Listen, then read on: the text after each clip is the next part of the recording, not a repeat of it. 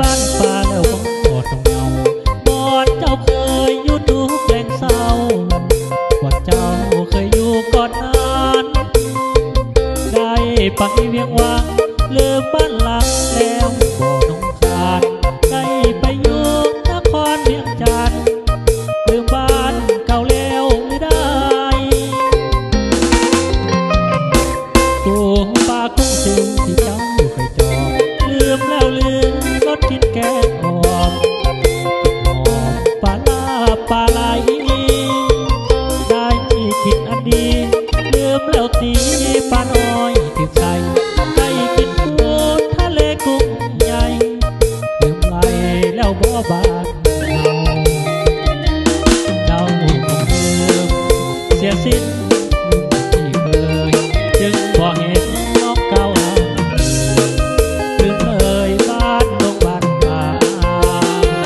ไม่ดีมีสุขลืมถูกไปแล้วกูตาลืมความรักลืมคำสัญญาลืมว่าจากไปแล้วบ่แดดลงบ้านป่าของเจ้าของไปเยี่ยมยามแน่เด้อน้องไอ้ห่วงด้วยใจอ้างว้างหาก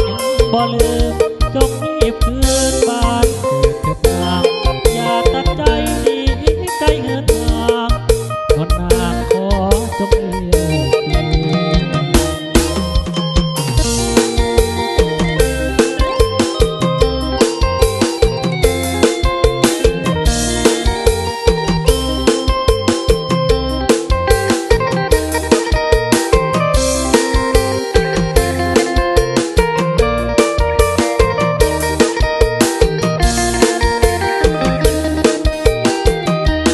เจ้า